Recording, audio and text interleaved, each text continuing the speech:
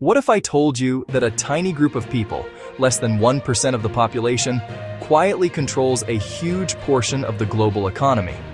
They influence markets, they shape industries, and sometimes they even influence governments. But the shocking part? Most people don't even realize it's happening. Today, we're breaking down how the rich control the economy and the real systems that make it possible. When people think about wealth, they usually imagine luxury cars, private jets, or giant mansions. But real wealth isn't just about spending money. Real wealth is about control.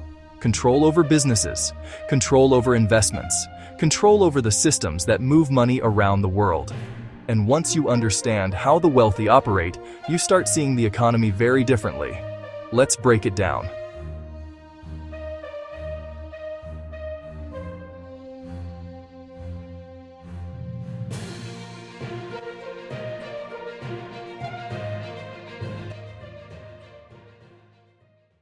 The first and most powerful way the wealthy control the economy is ownership. Most people work for companies, but the rich own them. And ownership means power. For example, companies like Apple, Amazon, and Microsoft are worth trillions of dollars. But these companies aren't owned by millions of small investors equally. A large percentage of shares are controlled by major institutional investors and billionaires.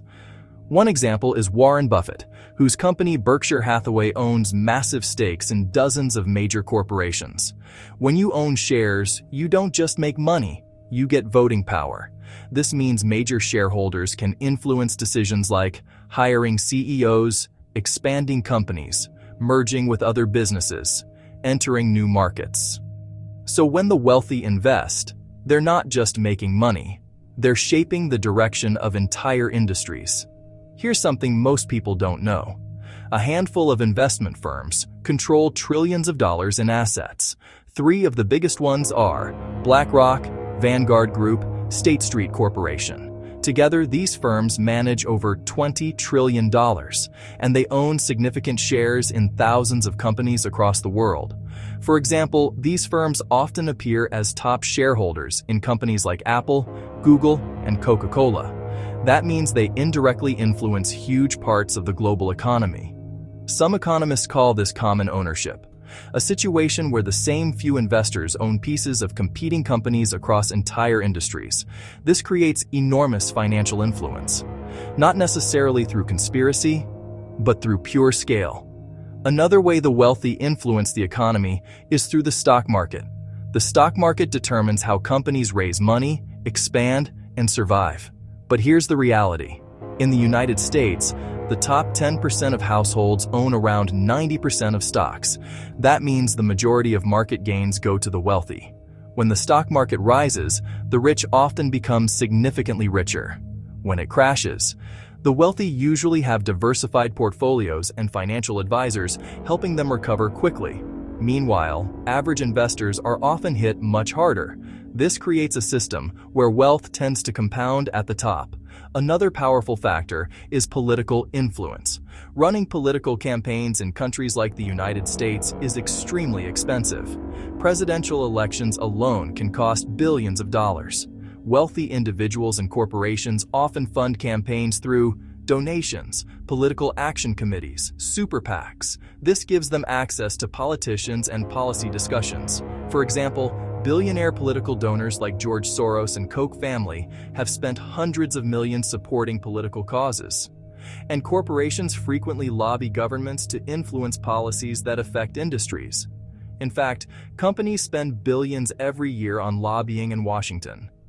This doesn't mean politicians are controlled, but it does mean wealthy groups often have far greater influence than the average citizen. Another massive source of economic control is land. Land has always been one of the most powerful forms of wealth. For example, Bill Gates has quietly become one of the largest farmland owners in the United States. Large investment groups also buy huge amounts of property. Companies like Blackstone own tens of thousands of residential homes. Why does this matter?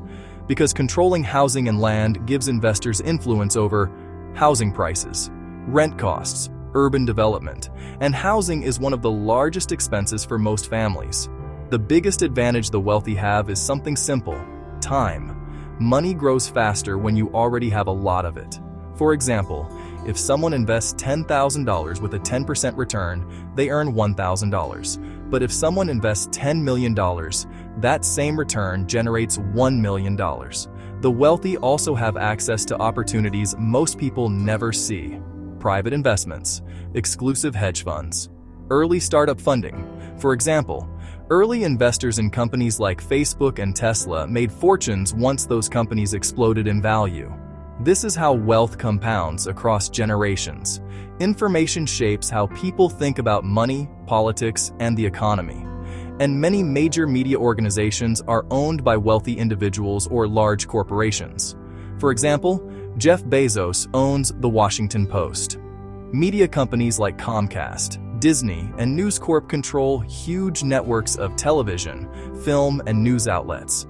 This doesn't necessarily mean they manipulate information, but ownership can shape editorial priorities, media narratives, economic conversations, which ultimately influences public perception.